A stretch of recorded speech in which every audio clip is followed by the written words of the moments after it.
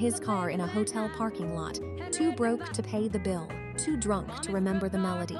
And somehow, the song he stumbled into that Nashville studio to record would be voted the greatest country song ever made by nearly every music organization on.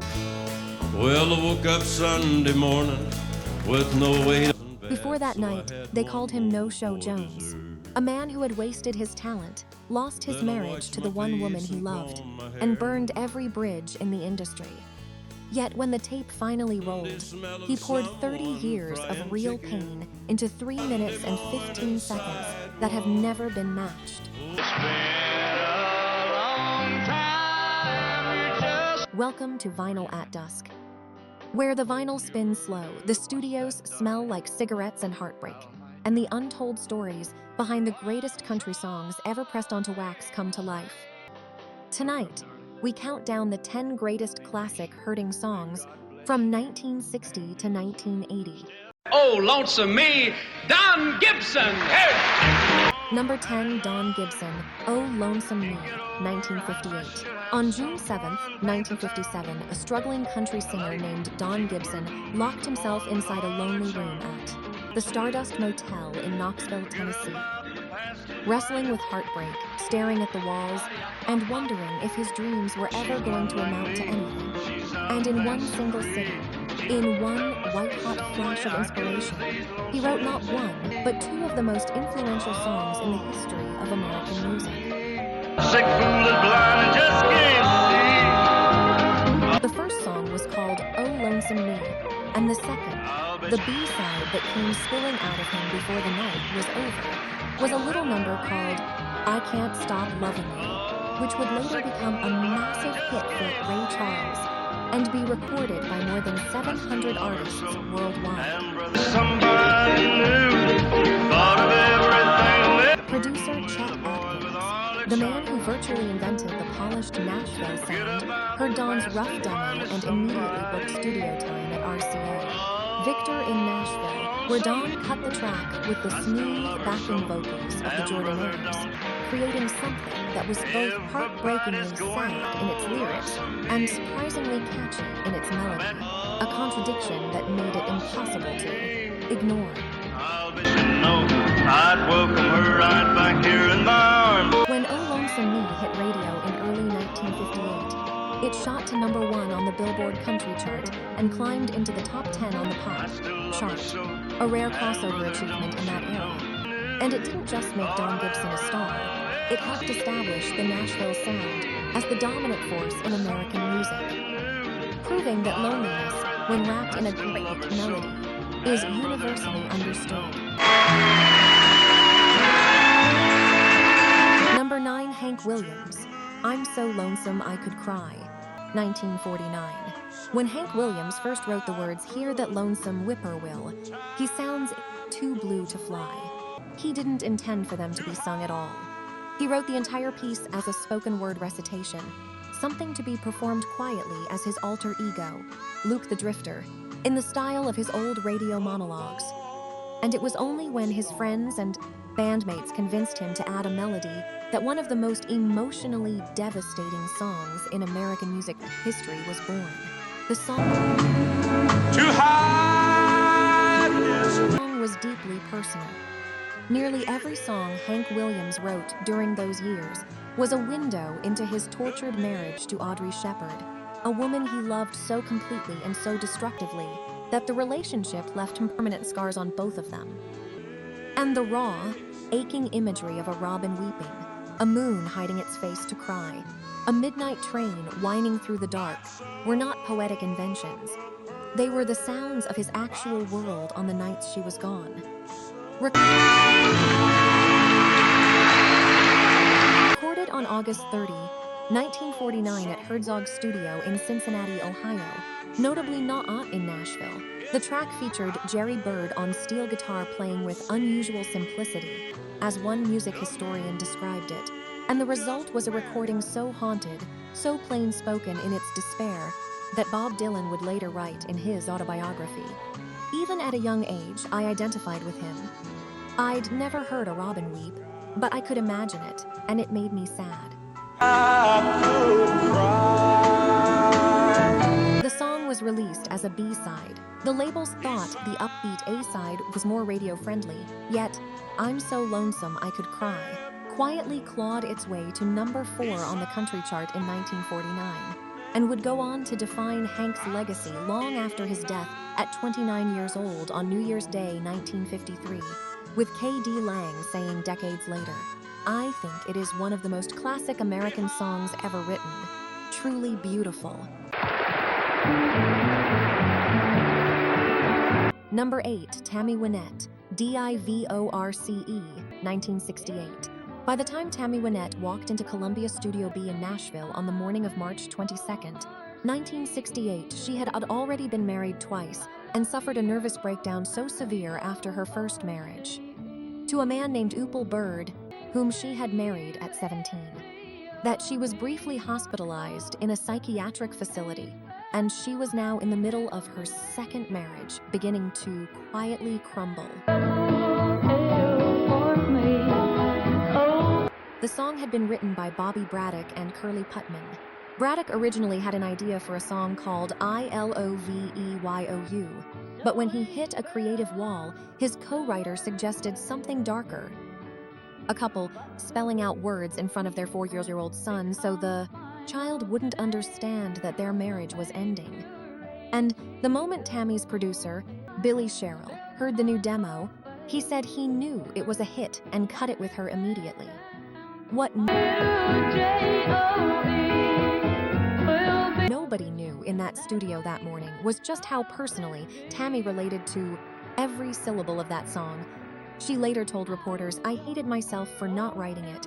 It fit my life completely." And her voice on the recording carries the weight of a woman who wasn't just performing heartbreak, she was living it. The slight catch in her delivery, unmistakably real, unmistakably raw. DIVORCE was released in May 1968, shot to number 1 on the Billboard Hot Country Singles chart by June, earned Tammy a Grammy nomination for Best Female Country Vocal Performance.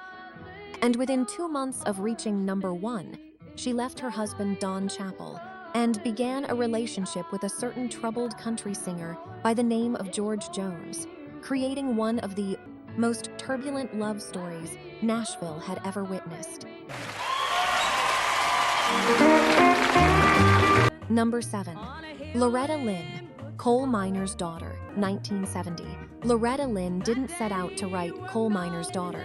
She had actually been working on a bluegrass song for the Osborne brothers when she began scribbling down the first verse, and it was only when she finished the opening line that she stopped herself and said out loud, "That's not going to work. They can't be coal miners' daughters. What's wrong with me?" And in that moment of laughter and self-correction, she realized she was writing the most important song of her own life. Born on April 14, 1932, as the second of 7 children in a tiny one-room cabin in Butcher Holler, Johnson County, Kentucky, a coal mining community so remote and so poor that the family papered the walls with movie magazines to keep out the cold. Loretta had spent her entire career writing tough, defiant songs about marriage and infidelity, and it wasn't until this moment that she turned the mirror on herself and simply told the truth.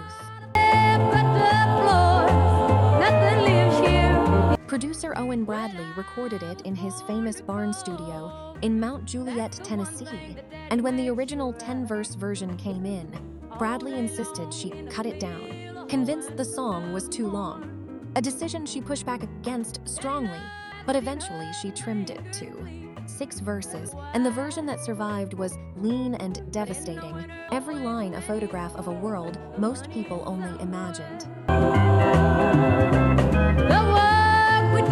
Lean and devastating, every line a photograph of a world most people only imagined. Released October 5, 1970, Coal Miner Alch reached number 1 on the Billboard Country Chart on December 19th. Loretta's 4th chart, topper, and it didn't just save her artistic soul.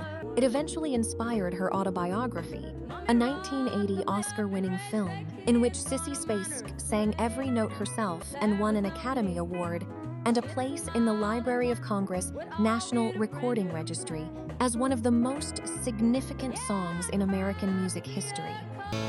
Well, I woke up Sunday morning with no... We are right at the halfway point of tonight's countdown, and if the stories so far have hit you in a place you weren't expecting, imagine what's still waiting for you in the top 6. A song smuggled to a legendary artist at 1 a.m, a songwriter who landed a helicopter on Johnny Cash's lawn, and the most painful recording session in the history of Nashville. So if you're new to Vinyl at Dusk, welcome. We tell the real stories behind the music that shaped generations. Hit that subscribe button right now and turn on notifications so you never miss a story. Now let's get back to the countdown. Well, I woke up Sunday morning with no... Number 6.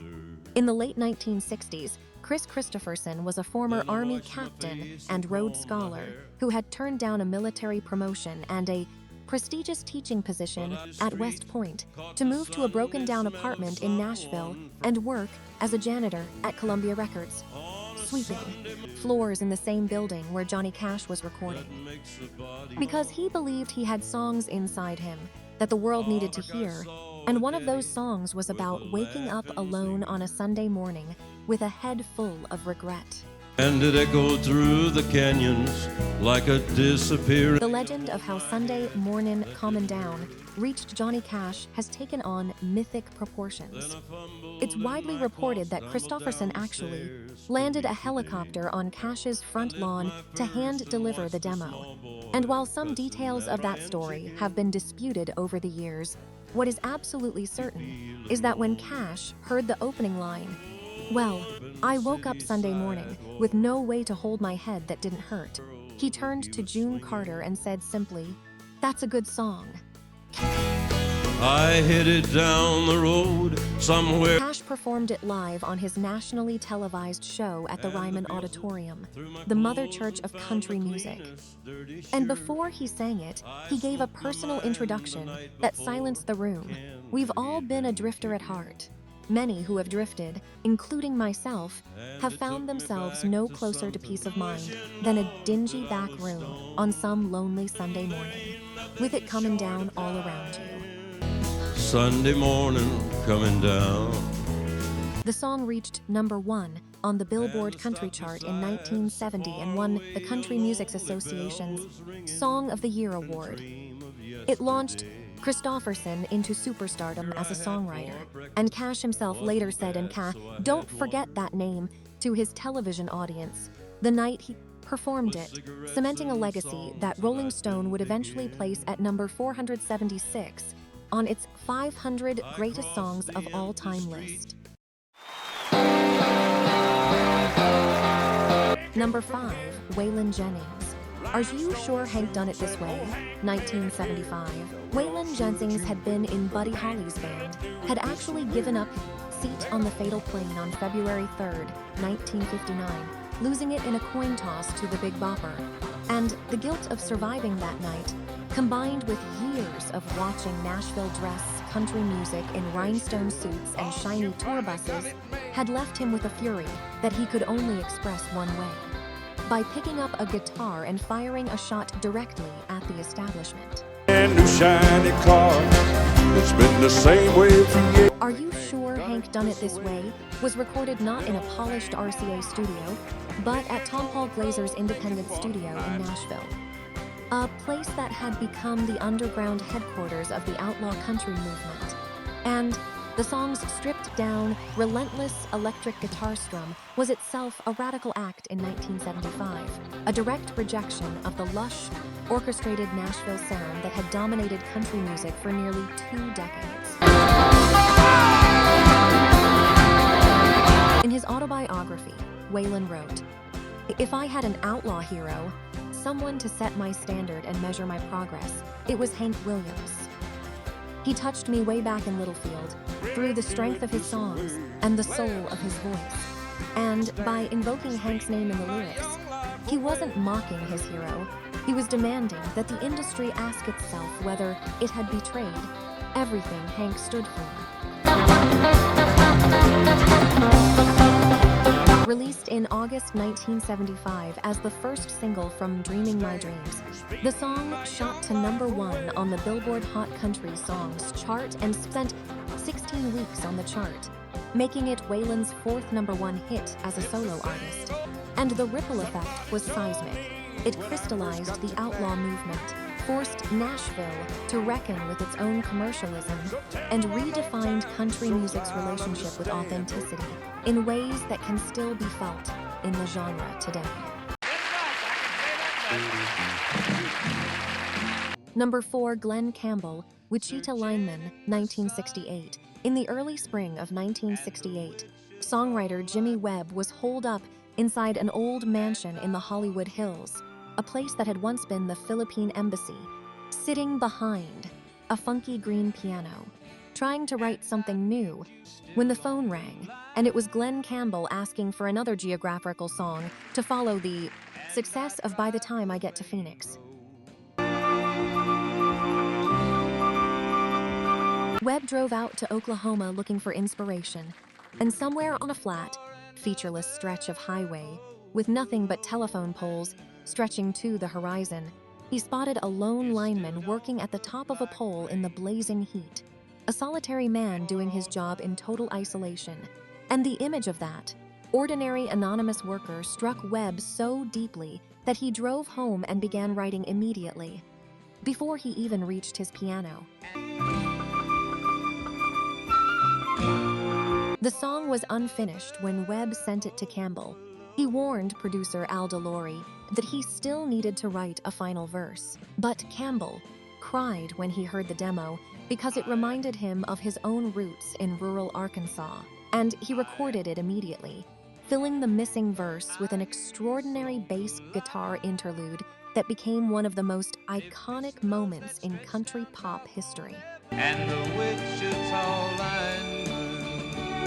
Released October 26, 1968, Wichita Lineman hit #3 on the country chart and #7 on the Billboard Hot 100, was inducted into the Library of Congress National Recording Registry, and Glen Campbell himself called it his personal favorite of everything he ever recorded. A song that Library of Congress historians described as not just about a lineman. It is about every ordinary person who carries extraordinary thoughts in a lonely world. I come back here to Nashville and I see a lot of people I don't know. #3, Conway Twitty, Hello Darlin', 1970, the song that would become Conway Twitty's signature, the opening note of nearly every concert he ever gave for the rest of his life.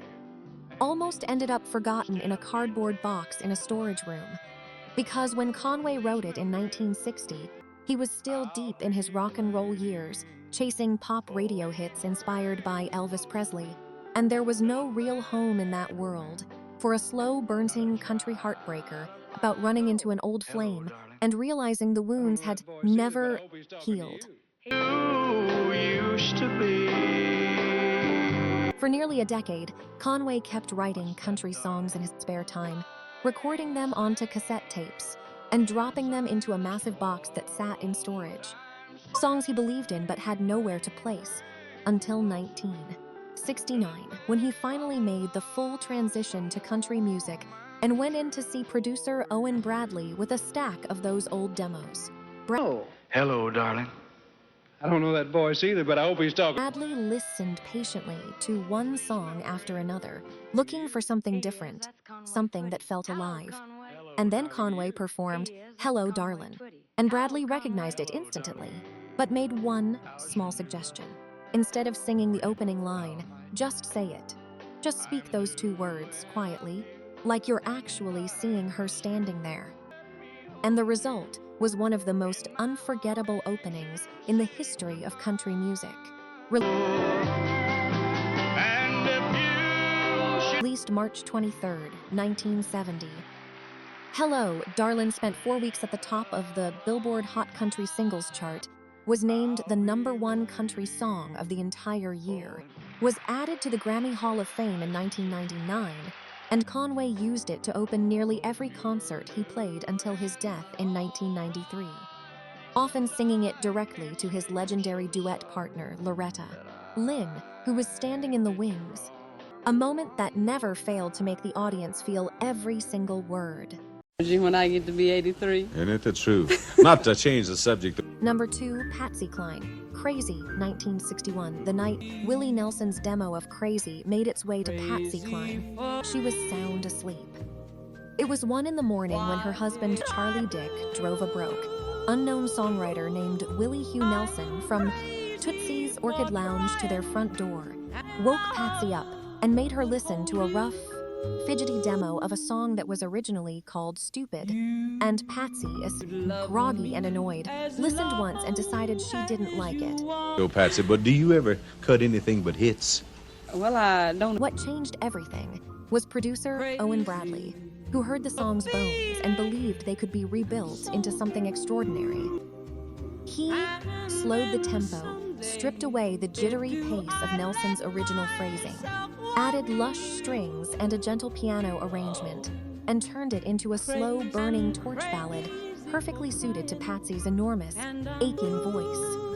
But getting her to record, it was still a fight, because she had just been released from the hospital after a near-fatal car accident in June 1961, was still healing from a broken wrist, cracked hip, and facial cuts, and walked into Bradley's studio on August 21st, 1961, on crutches. I'm crazy for feeling. She struggled with Nelson's distinctive phrasing. His jazzy, syncopated delivery didn't come naturally to her, and she recorded multiple takes that day, none of which fully satisfied her, requiring a second session in September to get the final vocal right. A vocal that would eventually be named the most played jukebox song of all time, tied only with Elvis Presley's Hound Dog in a 1988 survey celebrating the jukebox's centennial anniversary. What in the world is... Released October 16th, 1961, Crazy climbed to number 2 on the Billboard Country chart and number 9 on the Hot 100. Launched Willie Nelson's career as a songwriter and became Patsy Cline's most beloved and enduring recording. A torch still burning today, nearly 65 years after a woman on crutches walked into a Nashville studio and changed the sound of heartbreak forever before dying in a plane crash just 18 months later at the age of 30. Number 1, George Jones.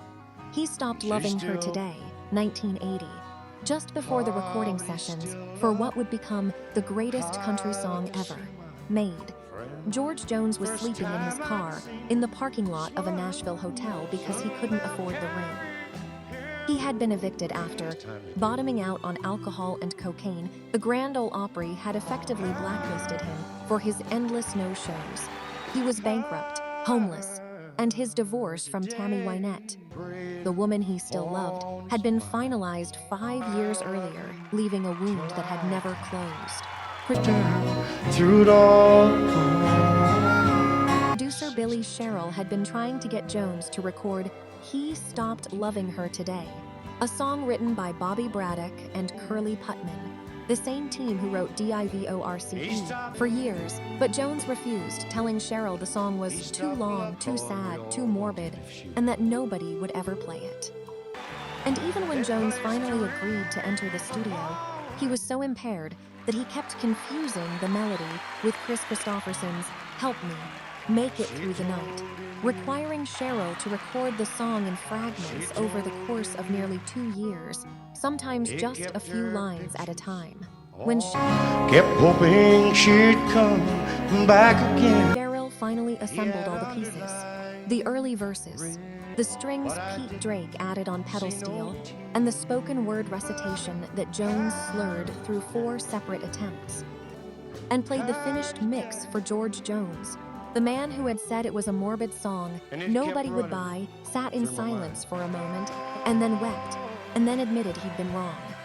I looked at Sherrill's and said, "No one will ever buy that morbid son of a bee."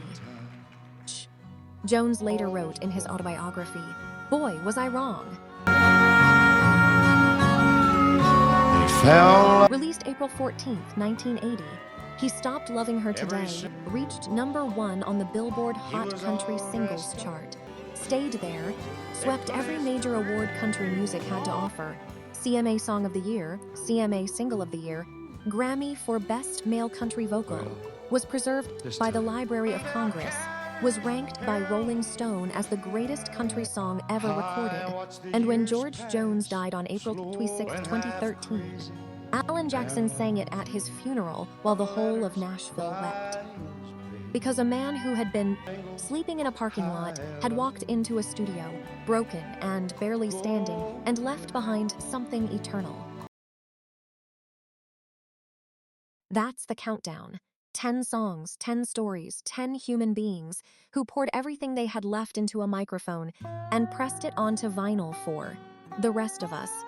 If this took you somewhere tonight, somewhere deep and real, leave a comment below and tell us which one hit you the hardest. And if you're new to Vinyl at Dusk, every video on this channel is built the same way.